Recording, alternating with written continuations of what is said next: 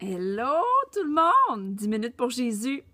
Dans la louange, dans l'adoration, c'est mon sujet aujourd'hui pour avoir un cœur dans la gratitude, dans la même veine que je fais en ce moment. Je suis vraiment dans ce flow-là de gratitude. Je veux vous partager dans 2 Chroniques 20, le verset 22. C'est vraiment extraordinaire parce qu'un point important qu'on a besoin de comprendre, c'est qu'aussitôt qu'on est dans l'adoration, aussitôt qu'on est dans cette veine-là de gratitude, puis qu'on se met à louer Dieu, Jésus, Saint-Esprit, automatiquement, l'ennemi s'en va.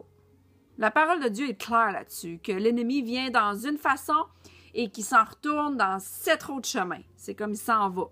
Pourquoi? Parce que dans Deutéronome 28, c'est quelque chose que tu peux noter. Dans Deutéronome 28, ça dit clairement à quel point tu es béni, puis à quel point que quand tu es obéissant, voici qu'est-ce qui va arriver.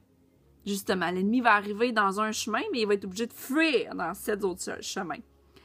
Puis bien sûr, si tu continues, la parole, c'est la parole, tu peux t'auto-détruire, être dans l'autodestruction si tu obéis pas à ce que tu sais de la parole, à ce que tu connais de la parole et que tu décides d'être carrément dans la rébellion. Deutéronome 28 enseigne aussi et te dit qu'est-ce qui va arriver. Et puis, c'est pas le fun. Donc, Dieu veut toujours que ses enfants soient obéissants. Et la bonne nouvelle, c'est qu'il nous aide à être obéissants. À cause que Jésus mort à la croix, ça fait en sorte que c'est facile d'obéir. C'est ça que j'en parlais dans mon vidéo juste avant, que c'est lui qui fait qu'on a le vouloir et le faire. Donc, n'est-ce pas merveilleux? Donc, prions ensemble, allons dans la parole pour découvrir à quel point c'est puissant, l'adoration, la louange, et à quel point ça fait fuir l'ennemi, carrément. Il ne peut pas rester. Satan, le diable, tout ce qui est démoniaque, ils ne peuvent pas rester une seconde quand on est dans l'honneur et dans l'adoration de notre Dieu, puis qu'on a un cœur reconnaissant. Ça leur pue au nez, ils ne peuvent pas rester sans âme. C'est automatique. Amen. Donc, prions ensemble. Merci, Père éternel. Merci pour cette vidéo. Merci pour la francophonie. J'aime te remercier à chaque fois que je fais une vidéo en français parce que je sais qu'il y a très peu de pays qui parlent cette langue. Mais tu m'as donné ce privilège-là d'être né au Québec, d'être né même en Gaspésie. C'est un privilège, Père éternel, que je puisse partager la parole en français. C'est un privilège pour moi de te louer, de t'adorer. Et je déclare et décrète un cœur nouveau pour ton peuple et un renouvellement de leur intelligence à ce niveau-là pendant que je partage ce puissant verset-là et que par le Saint-Esprit, tu parles à ton peuple. Amen. Merci Seigneur. Merci. Merci, merci, merci. Alors, allons lire tout de suite la parole, comme ça on peut aller dans le vif du sujet. 2 Chroniques 20, 22. Je vais le lire en français, puis je vais vous donner un peu ma version aussi en anglais. C'est écrit, au moment, donc c'est instantané, au moment où ils entonnèrent leur cantique de louange, c'est-à-dire au moment où ils commençaient à louer, l'Éternel plaça une embuscade contre les Ammonites, les Moabites et les habitants du mont de Sir qui venaient attaquer Juda, de sorte qu'ils furent battus. Donc ici, là, aussitôt que le peuple s'est mis à louanger, Dieu a créé une embuscade. Donc c'est lui. Une embuscade, ça veut dire qu'ils ont commencé à s'entretuer les uns les autres. Peux-tu t'imaginer ça, tu sais, comment c'est puissant? Aussitôt que tu te mets à louanger, aussitôt que tu te mets dans un cœur reconnaissant, aussitôt que tu mets de la musique, Dieu fait la bataille pour toi, puis tous tes ennemis s'entretuent eux-mêmes. That's it. C'est tellement simple. C'est tellement facile. Plus de challenge, plus de défis, plus de bataille intérieure. Non. On n'a pas d'excuse. Pour tous ceux qui connaissent Dieu, connaissent Jésus. Peut-être que tu ne connais pas Jésus encore. C'est une question de temps. Tu peux nous appeler n'importe quand. Ça, je le dis tout le temps dans toutes mes vidéos. Mais quand tu connais Jésus, tu n'as pas d'excuse de ne pas le louer chaque jour. Pourquoi on file si bien à l'église? Pourquoi on file si bien quand la louange joue, le ben est en avant, c'est comme « wow, wow ». Tu comprends?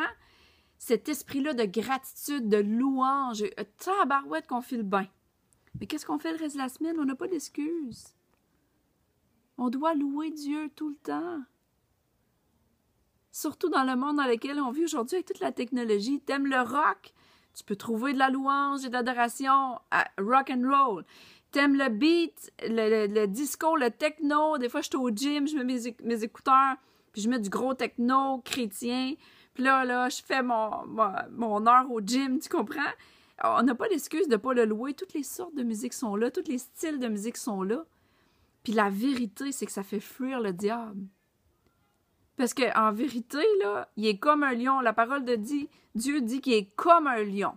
Il n'est pas un lion pantoute, là. De un, il est comme un lion. Le lion de Juda, c'est Jésus. Le grand roi de toutes choses, c'est Jésus. Donc, la parole de Dieu dit qu'il est comme un lion qui cherche qui dévorer, comme un lion rugissant qui check. Fait qu'il peut juste apparaître big, fort, whatever. Mais la vérité, là, c'est qu'aussitôt que tu le loues, il s'en va. Aussitôt qu'il s'en va. Puis la parole de Dieu dit qu'à la fin des temps, on va voir l'ennemi comme une petite mouche. Pip. Donc, worship. Adore-le. Loue-le. Et tu vas voir de grands résultats. Prépare-toi à le louer.